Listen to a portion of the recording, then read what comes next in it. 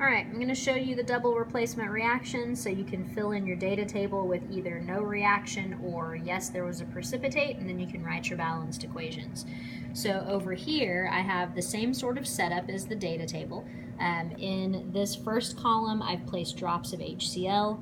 In this column, I've placed drops of NaOH. And in this third column, I placed drops of copper sulfate. So now I'm going to add the rows and see if we get precipitates or not.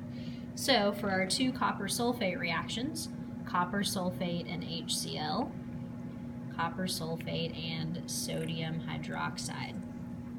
So if we close up, the HCl still clear right here, so no reaction. Here you can see we get the blue precipitate, so we do get a reaction between copper sulfate and sodium hydroxide.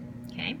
Now for the lead nitrate, I'm going to add drops of lead nitrate to the HCl. We get a white precipitate. We add drops to the NaOH. We get a white precipitate.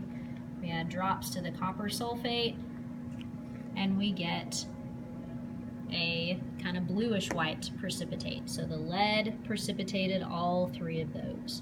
And then the silver nitrate, we add to the HCl.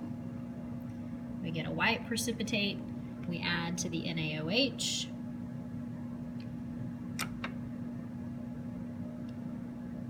Come on, silver nitrate.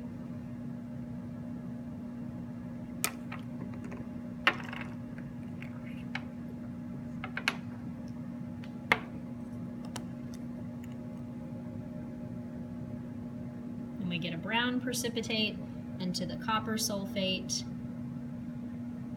we get no precipitate.